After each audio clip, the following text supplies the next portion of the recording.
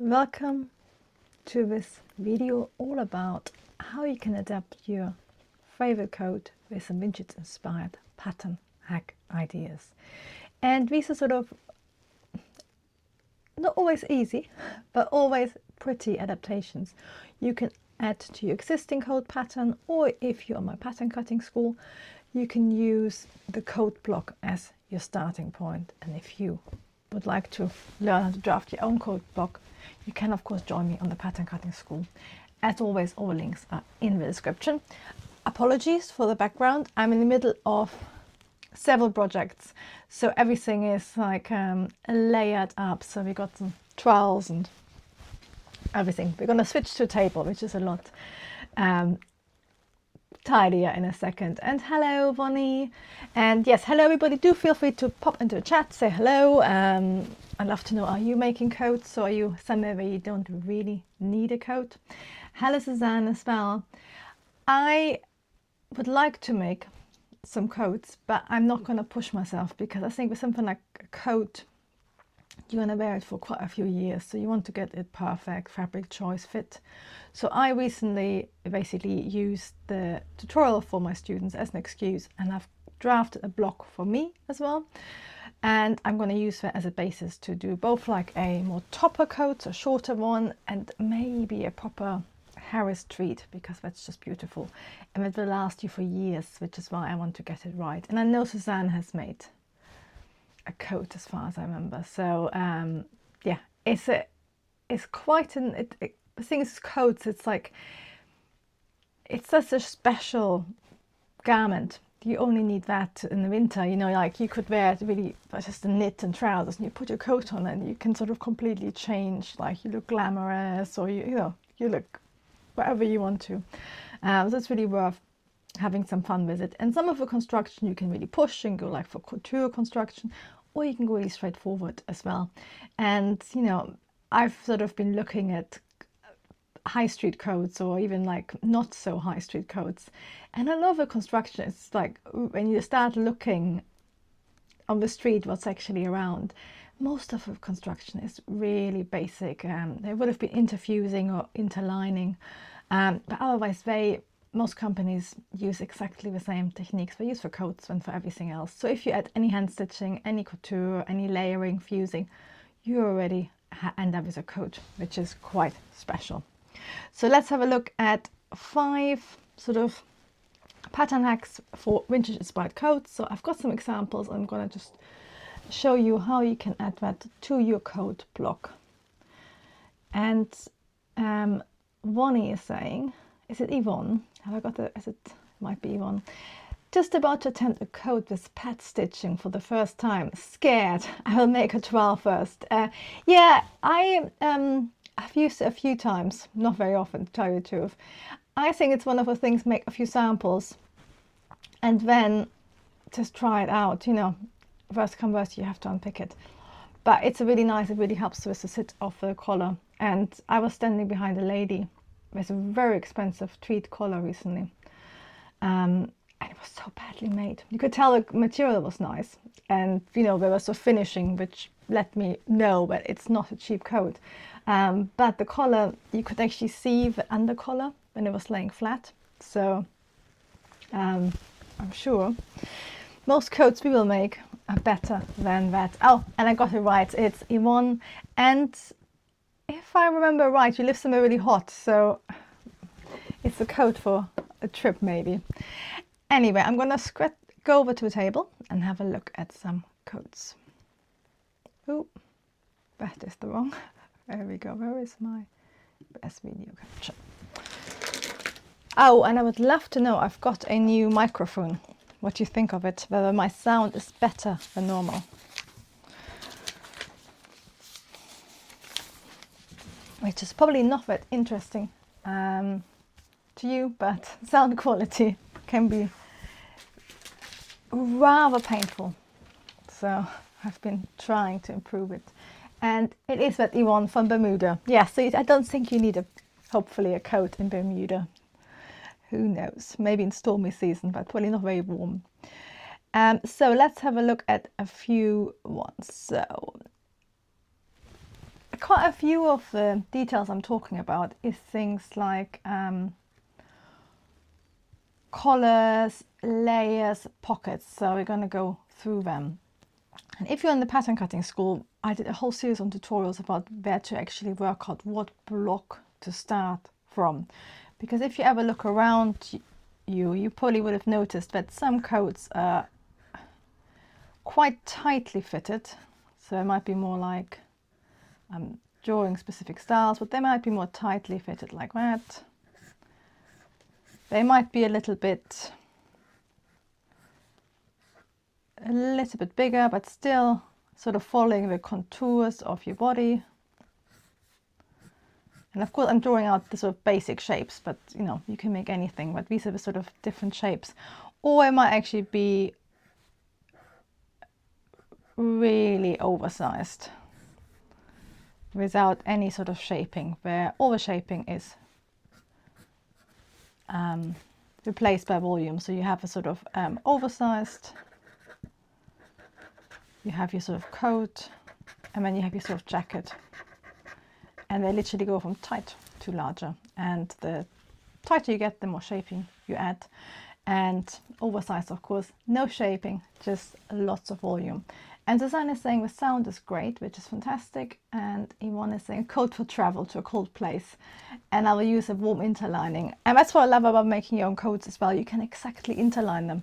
So that's a really good point, whether you want a flannel interlining, a cotton, a silk, you know, as well as the lining. So you can really have fun with it and make it work for you, or even add like a padding, fleece, whatever you want. You have, which is always what I find quite annoying when you look at coats and they're not warm enough or too warm. So something like this style. This is a classic, I think it's from the late 50s, 1960s. It's really a jacket, but I'm going to class it as a coat because it fulfills the same function. And if you have a look at it, you can see it's properly from the sleeve. It looks like it's a grown-on collar. And of course, once you've chosen the shape you want, you can just make the fit you want and the sleeve style and fit. So, you know, you might start with that and then flare the body for different fit or different style. And again, with the sleeves, you can have grown-on sleeves, things like that. Gusset sleeves. I will mention this is a gusset sleeve. And I've drawn it slightly fitted. It might be slightly straight, but it's sort of loose but not oversized. And what I like about it is that we have a crew neck. So if you have any sewing pattern with a crew neck, or you have a drafted your own block, whatever you want to use, this is a really easy detail to add. So what you do is you measure your neckline front and back. So of course on your block you don't have seam allowance. If you're using a sewing pattern, you would get your stitch line. And then all this is a roll collar with an extension, which sort of threads through itself. So we've got quite a big roll collar, grown-on sort of collar. It's not grown-on, it's a funnel roll collar. There's so many different names for it, but it's basically a bias strip. And that's sort of attached to your neckline.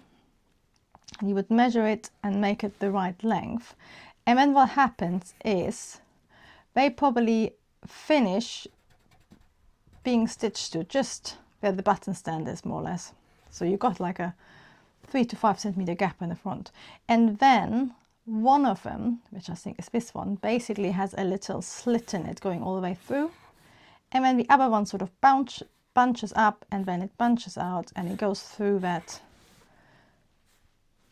slit. And then of course you can make it square or you can make it triangular. And you would literally make it whatever height you want to. This looks like it's quite high, sort of up to her chin, isn't it? So it's probably around 12 centimeters. And then this again, you sort of think where it hits. You can make one longer than the other as well, and you sort of make this the same length as your actual jacket. And when the pattern piece, which is what I love about this style, is literally just like this. And then this is your center back, these are your shoulders, and then your edge of your button stand. So that's your center front, more or less. So you can see how it literally just gets attached there, and then of course here, roughly where it hits the stops being stitched, you have like a either keyhole or you might have a seam there, which makes it easier. And then the whole thing is just cut on bias, and that's what makes it sit really nicely. What you might want to experiment with, I said it's done on bias. It normally is done on bias, but I wonder the way it fits here, it might actually be done on the straight of grain. But you would sort of do it on the 12, where you experiment, whether you can get away with a straight strip of fabric, because it is quite bulky around here, or whether you need to turn it on the bias. And if you've done it on the bias, I would probably do my little keyhole entry on the bias as well, so at an angle like that, which would be quite a nice detail as well. So that's the first really easy pattern hack, just to add a roll collar.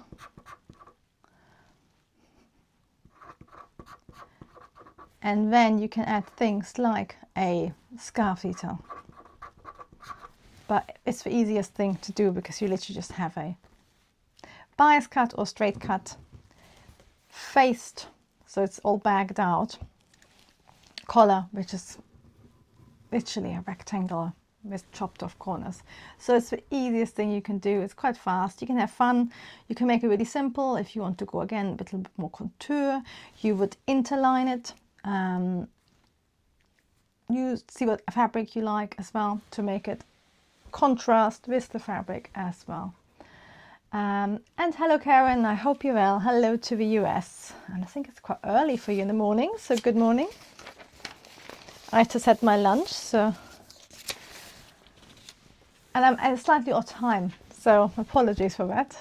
It's just trying to find something which works for all of us. So we started very straightforward with a roll collar. Let's have a look at this Dior design, and it's a close-up from the Dior exhibition. And sometimes these are great because you get all the different angles, which I always miss when you have even a fashion show or a magazine shoot, is that you don't actually see the different angles. What I love about this, there's actually several ideas for including for your coat. So you could start with actually the actual shape of it. So if you have a straight coat block, what is really nice about this is that it has basically a, I'm just thinking how to draw in the different layers, but because basically what we have is a really full skirt like that. So lots of volume, a proper swing coat, which is really nice. Like this, and I know I've drawn a little bit asymmetric, so you have to forgive me. And that is our coat. And actually I would like to see some more images from that, just to see how it's done. And adding volume like that, if you wanted to adapt your pattern, is actually really straightforward. If you have still bust shaping, for example, you would do cut and slash and you add that into the hem, or you would also add some cut and slash lines and open it all up. What you will have to always do when you do a swing coat style like that is that you sort of see roughly how much do I want, and you have to make a 12, because even on paper it's quite hard to work it out exactly how much you want to have. And sometimes even just closing a bust start might actually give you enough slash, so it's always surprising. So you might start with something like your coat block or your jacket block, depending. I would start with the coat block for this, and then you literally just close your bust shaping and you pivot it in the hem, and at the back you would do a slash line from your shoulder dart, and that probably, you know, give you quite a lot of volume. So what is quite interesting about that, we have several layers on this one, and I'm gonna show you a different photo quickly. I quite like this one because we can see both the sleeve and the pocket, which I love. But I've got one more photo, so let's have a look at this one. On here you can see the front better. So the front is very similar to a roll collar, but what is special about it is that it grows out of your sort of arm.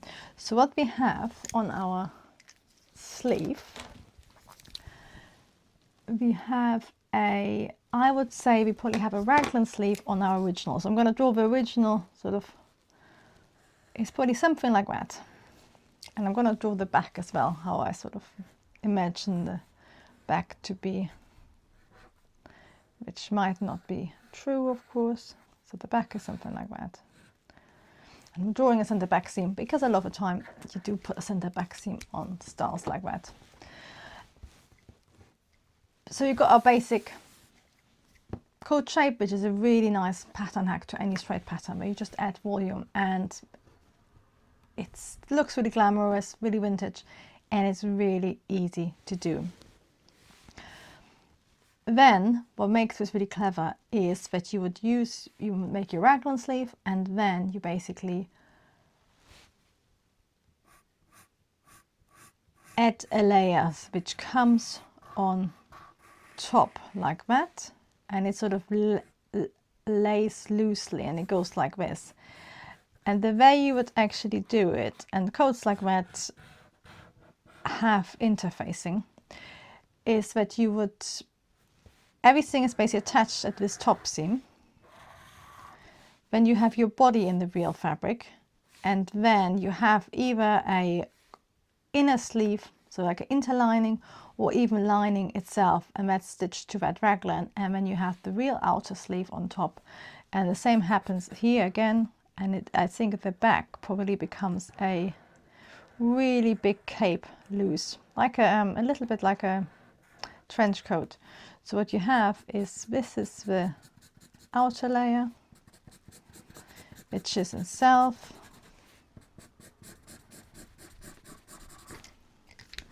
And then of course we've got our body, and the body goes up to this seam here.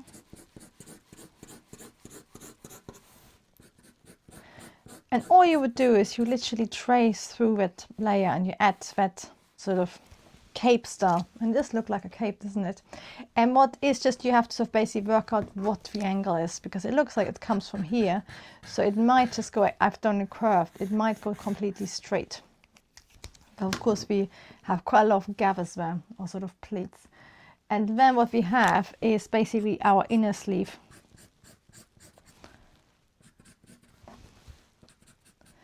Which is probably, I would say, like an interlayer. So it could be a canvas, whatever you want to use. And then you have on the inside of that probably silk lining as well.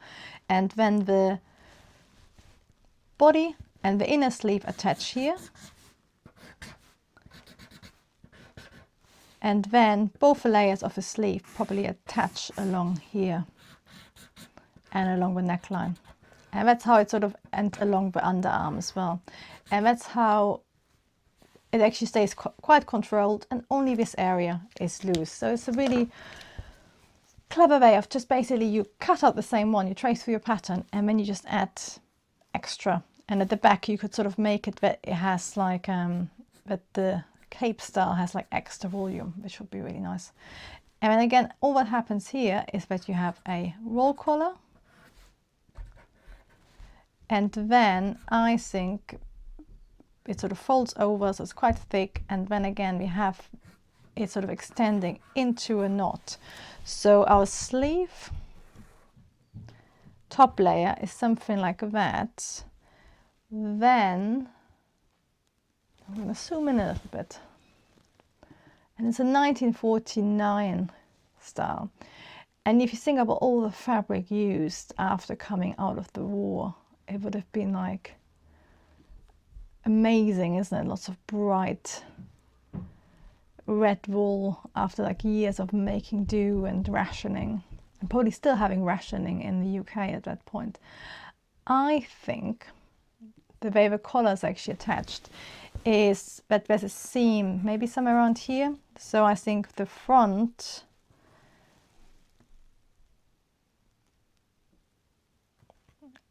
might be something like this, and then the collar might be attached separately like a roll collar. I would probably make the trowel like that, and then I would see whether I can attach it here, and maybe try to find some different images, because you can't quite see it looks like with a seam somewhere around here.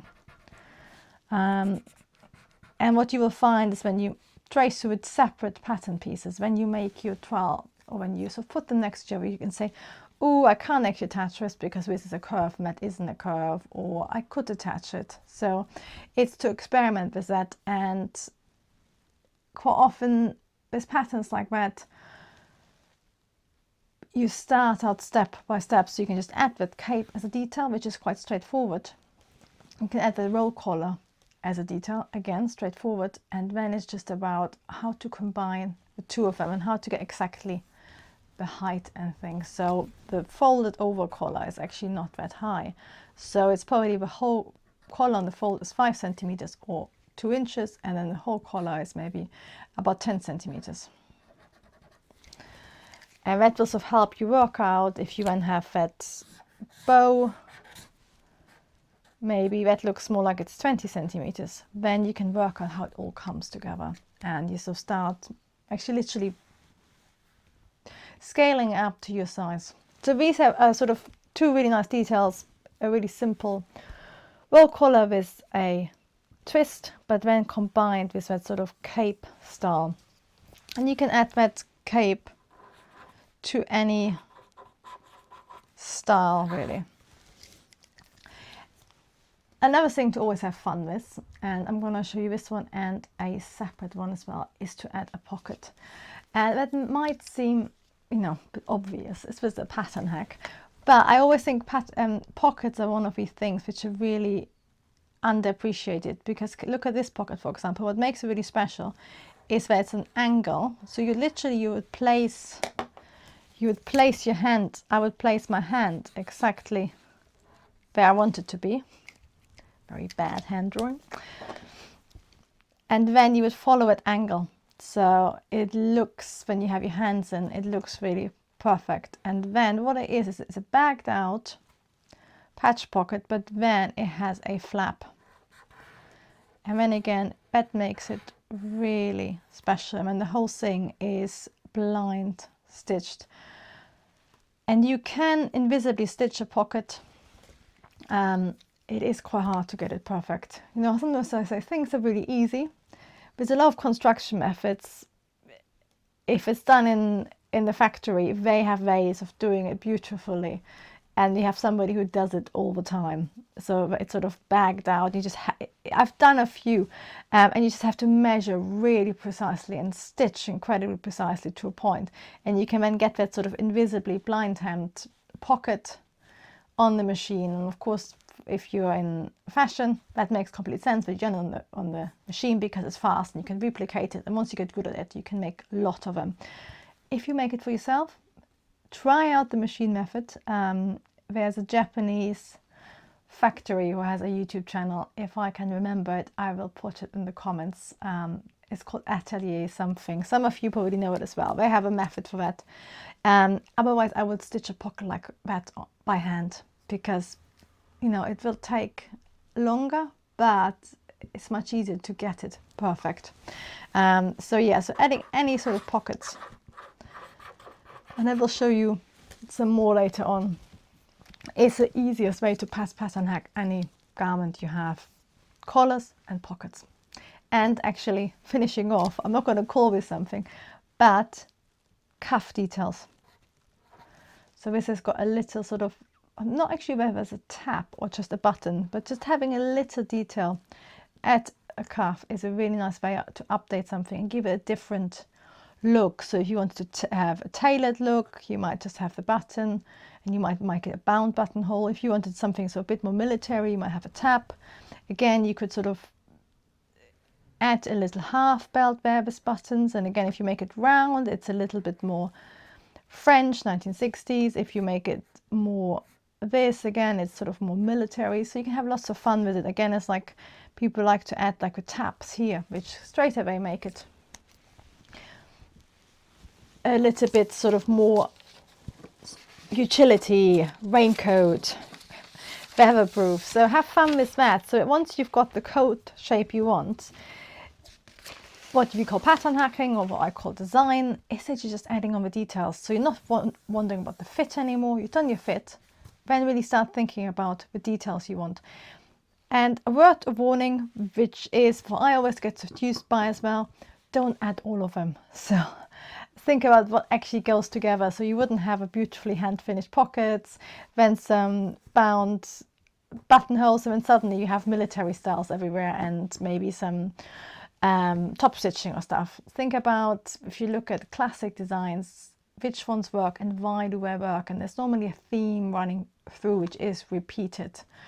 So this coat is really simplistic, the red one. Everything is finished by hand. For example, there's not visible top stitching, so you always have to be aware of that. So if you do, for example, more like tailored, even the hand stitching on the edges, you want to do it everywhere where it's appropriate, and not suddenly then have somewhere where it isn't done. Or if you have a sort of more utilitarian top stitching, then not suddenly have hand stitching. It's sort of trying to create a story, so everything is coherent and belongs together. So that was a lovely Dior. Oh, I wanted to show you this version, which is completely different, because so far we've sort of looked at the little jacket coat. Cheating, it's not really a coat, it's a jacket, and our Dior. And I quite like this because it's quite different. And I would guess, again, this might be late 40s or 50s. What do you think?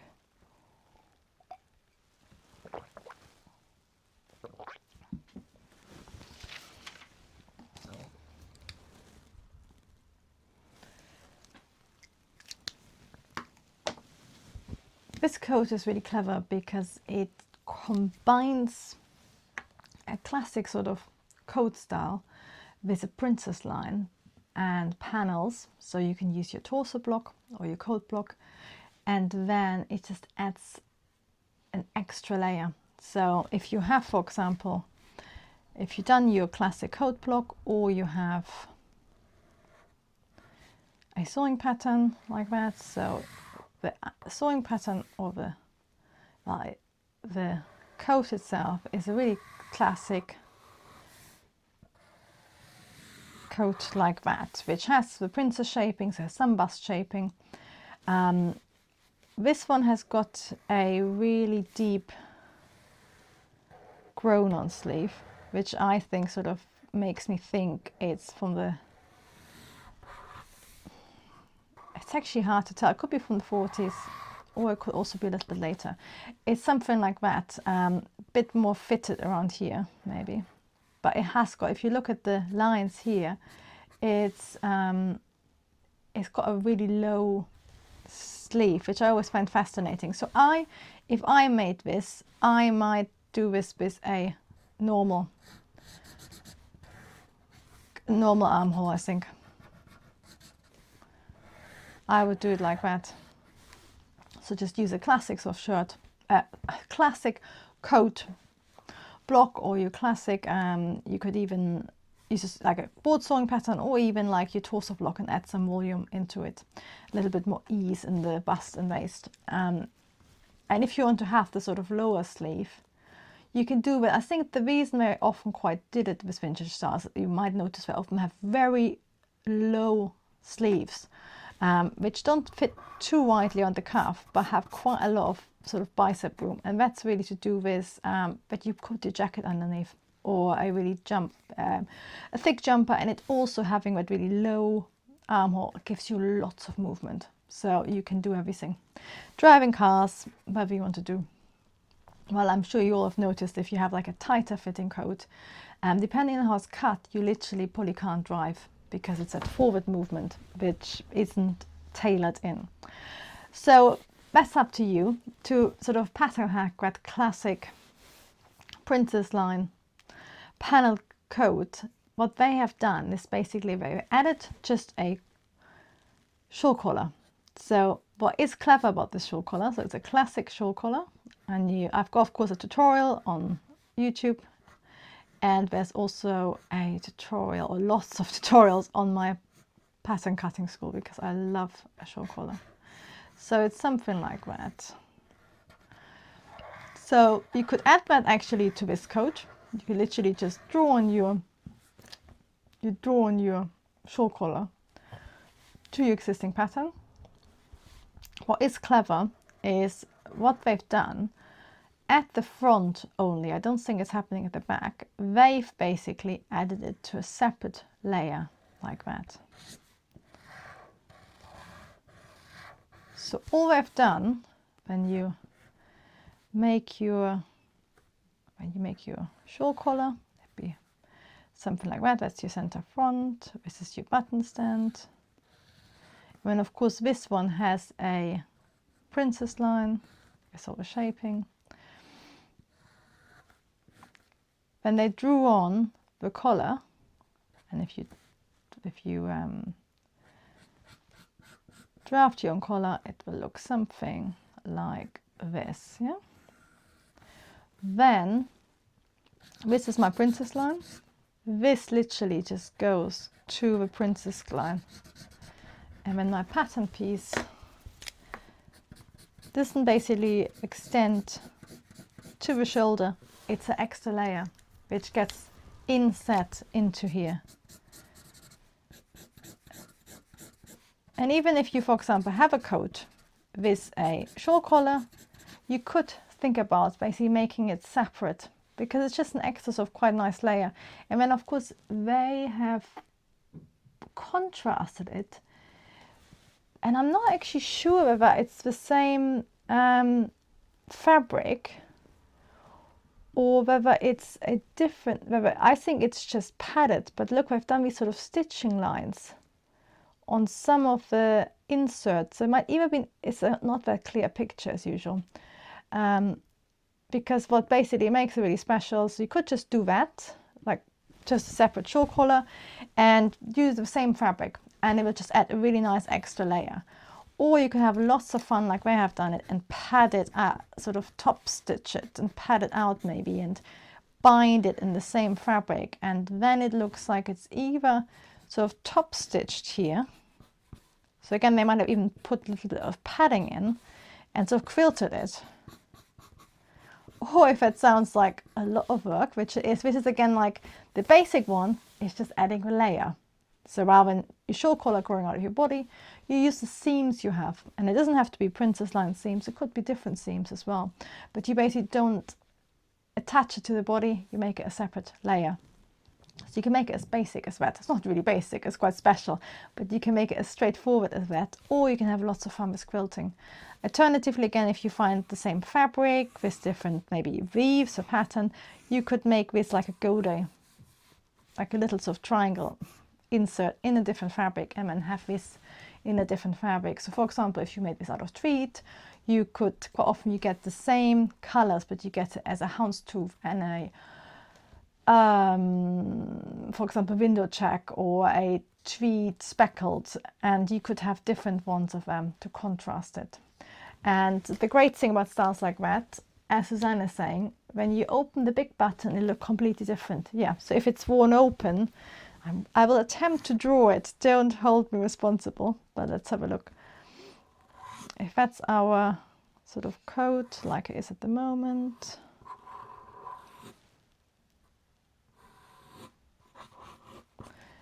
And then if you wore it open, it would probably look more, it would sort of twist around. It might sort of even, if it's depending on how much you open it, it might actually look like that as well. So when it's open, it sort of will sort of probably be sort of quite loose, and even maybe lay completely open over the shoulder. So yes, it's a really great style, and it's just to do stuff like that. You add a layer. And this is more complicated because you're adding your collar at the same time, but just think about a little bit like with the Dior style. You can add, it could be a cape you add into some part of your coat, but it's just the idea of combining different drafting techniques you know, like a collar, and then just making it into something else, and sort of using your existing coat. Again, nice dress. If you have a dress with princess lines like that as well, you could add that to that. So lots of ideas. Okay, and I think I had another example of that. So I know that's a different one. So I'm just going through. Oh, this is. I'm going to use it as a pattern hack. I want to look at the stripy one, last one. But can you see what this is? This is sort of all these three styles. So this one, and the Dior as well.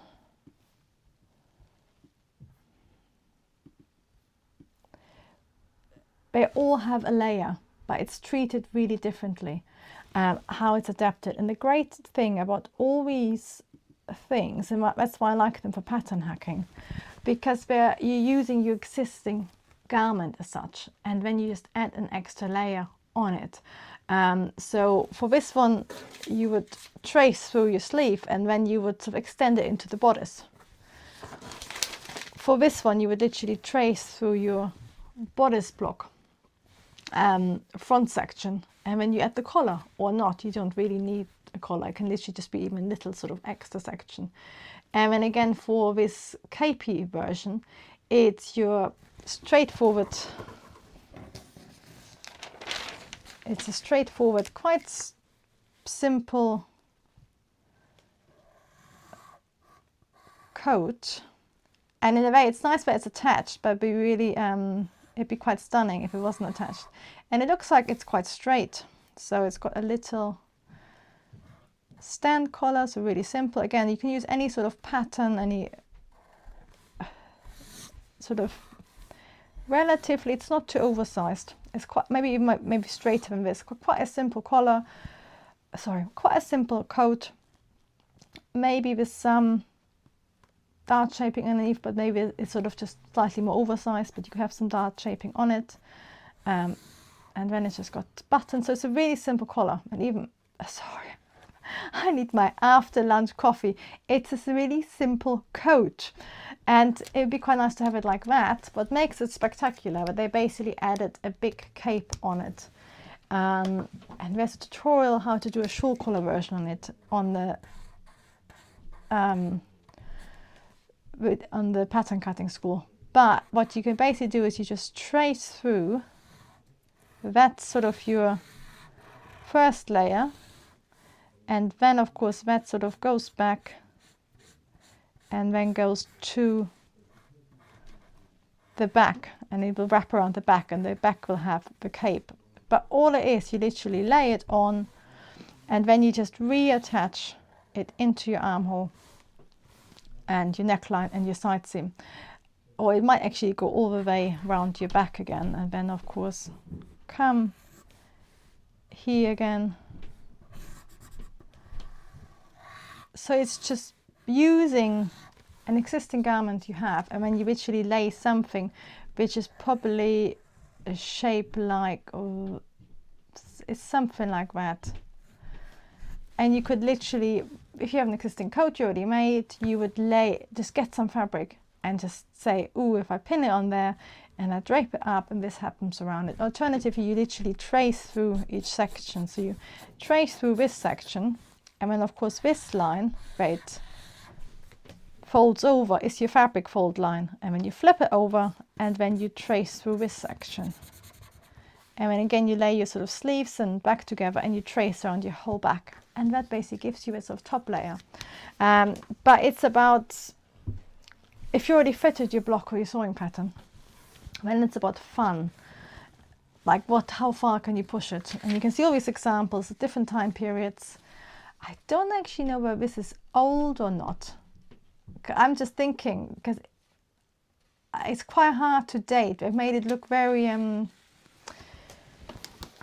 sort of like an old photograph, but the coat itself, I would also call that, it could be from the 90s, couldn't it, or 80s, these sort of statement dressing coats. I'm actually going to do a reverse image search after that, because I think nowadays a problem, there's so much you know, AI stuff out there. Sometimes you do get fooled. I'm sort of normally quite good at guessing which is right or not, but this just, I liked it because it was the style I was looking for. I'm not actually sure it's original. Well, it will teach me. Let's finish with something which is definitely original and which is really simple. This is a beautiful coat.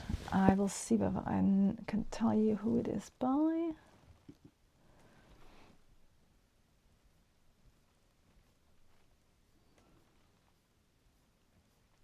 Otherwise it is in the description, the proper links. Oh, it's a Triguer coat, and I will show you another image of it. There we go. So it's a Triguer coat. I actually quite like this older image from 1960, and it has this sort of whole Balenciaga feel with the big oversized coat. But what I love about it is, and I think it's the same one, it's always interesting when you see different images. It looks, this looks a little bit shorter, doesn't it? But I think it's the right one.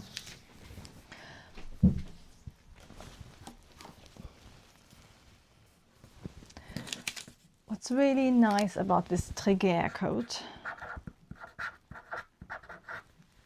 and I want to add an accent somewhere, but I'm not quite sure where it belongs. I'm sure there's accent aigu or accent neuf somewhere. Maybe here somewhere. Anyway, this is a beautiful coat, and what I really love about it, that it's some really nice additions which turn it from to a really basic swing coat. So if you had a coat block or a sewing pattern, you would make it into a swing. Or if you already have a swing coat you might have made, it's like this. So this is the basic coat. It might have gussets there, it might just have a grown-on sleeve.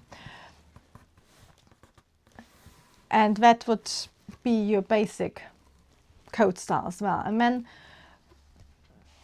all three things on here, it's a really easy pattern hack, because of what they've done, of course. You have your button stand. The coat, I'm not sure it's on the bias or it's the fabric, but it looks like the coat is on the bias, and they've twisted around, like sort of, or whatever print they're using it, they have done it so it's sort of meeting on the center front.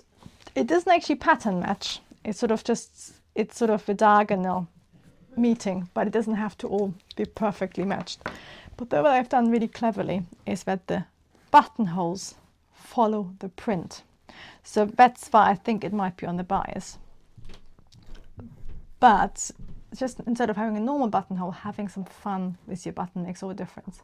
And then of course what is very special is the really big, slightly oval buttons.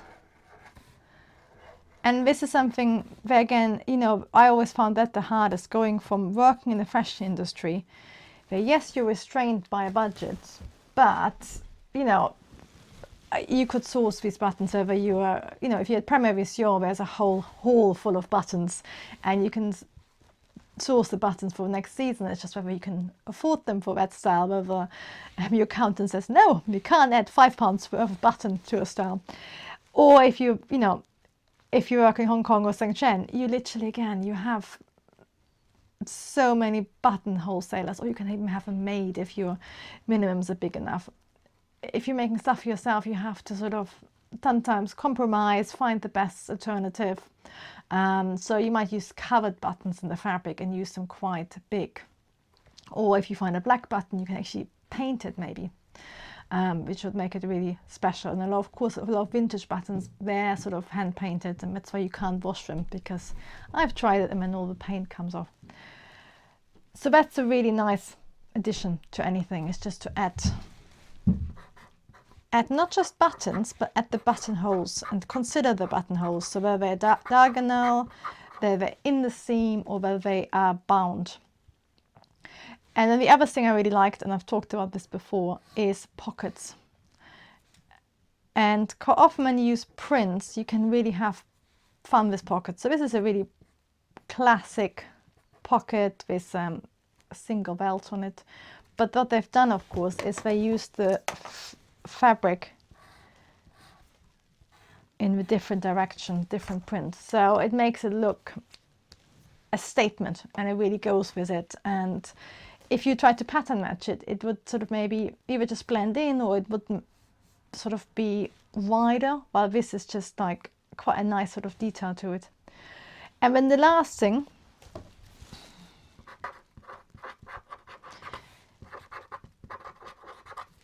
is to add a scarf, and it's actually everywhere at the moment. There's lots of styles which have like a scarf added somewhere, but quite often, if I show you a contemporary sample, which again is a contemporary sample trying to be old-fashioned. So this is a contemporary brand, and that has sort of similar sort of thing where you have the coat attached to your swing coat. But the problem is with stuff like that, unless you wear it exactly closed like that all the time, you have sort of a funny attached scarf basically. What I like about this is that the scarf is separate, and then because it's the same fabric, you can style it lots of different ways. And I love the idea, but it's basically a really long scarf like that, and then what it has is another buttonhole, and then you can button it on, and that way it doesn't fall off. So you treat it like a collar, so it's like a separate collar, but it's sort of secured, so it has the best sort of a scarf. You can drape however you want to, but then you can also secure it if you don't want it to constantly fall off. And what's really clever is that they've done one side in the print and the other side in the plain matching fabric. So it stands out that it is a scarf collar rather than part of the garment, so it really makes it stand out. So these were some of my favorite adaptations for vintage coats, and some of them are really straightforward, some are not, so apologies, but I know there's a whole range of you who likes, who loves vintage stuff, so I hope you find some of it inspiring, because what I like about it, a lot of them have quite simple bodies, and then it's the little details which make it special. So we had one with a princess torso line, so that's quite classic coat style you might already have, and the rest were all quite straight or swing coats, and then it's just adding the detail. And it's basically this one and our Trier, that's probably the same, very similar body and sleeves, but they're quite differently looking, and they are 10 years apart as well, which I find quite interesting, how you sort of in a way, which is what I love about pattern cutting, you get your foundation garments right, and then each season you just update what color you put in, what pockets you put in, different button stems, different buttons, different sleeves, and you get a completely new look, which I think is great. And Yvonne is just saying she has a 90s model hat, and she's of course talking about this one. Yes, because I think when I was just now looking at it, the hat is wrong for the garment and the background. So there's something, and I know it's quite a hot topic at the moment, all the AI sewing patterns. It's always sort of thing where we now basically have to train ourselves to see, is it real or is it fake? Like, with that, you can pretty much guess that's 1960s, it has the old photograph, but then of course nowadays you can fake that, so it's quite good if you then can find the real garment when it's real, and then you might say, oh, it doesn't really matter, but I sort of think what's happening of course with a lot of sewing pattern is that people buy these and then it doesn't work at all, or it's really badly made, no instructions, which then leaves you really frustrated. So I do think it matters, and it's also really because I don't want to be constantly saying, can I trust what I see? I I actually, when I taught fashion, I used to ban Pinterest without a source, because Pinterest is the worst, because we all just save stuff from different sources. I sometimes upload stuff, so there is no source. And then you have to sort of do all the legwork of saying, where does it actually come from, you know? And I've spent 20 years now looking at stuff, so I'm quite good at spotting it, but not always, as you can tell. But if you're 19 and you're looking for 1960s, or, you know, one topic is always hippies. So if I look for hippies, half the stuff on Pinterest is contemporary, and then you have to learn what's actually real, like what's your real sources, which again, you could say it doesn't really matter where it comes from as long as I like it. But I quite sort of like to, quite often it has a very authentic feel if it's real, and the proportions are considered and of its time. And when you get like a remake, often the proportions are a bit wrong, and then if you copy that, yours will look a little bit wrong, and you might not quite know why. So I do care where stuff is from, and you might or you might not. Anyway, thank you so much for joining me for this analysis of vintage coats and how you can use it to pattern hack your existing coat blocks. I hope you have seen something you like, and I know I've been absent from lives for a while. I'm hoping, especially for September, but looking forward to 2026 to make it more regular, because I think it's really enjoyable. Hopefully it's a bit instructive as well, and inspires you to make something, or just even think, oh, I haven't thought of it. Or maybe you just will sit down and make something completely unrelated, but you just say, oh, I looked at some nice fashion and I could use that coat button on something else, or that collar on a dress I'm making. Anyway, thank you so much for joining me live.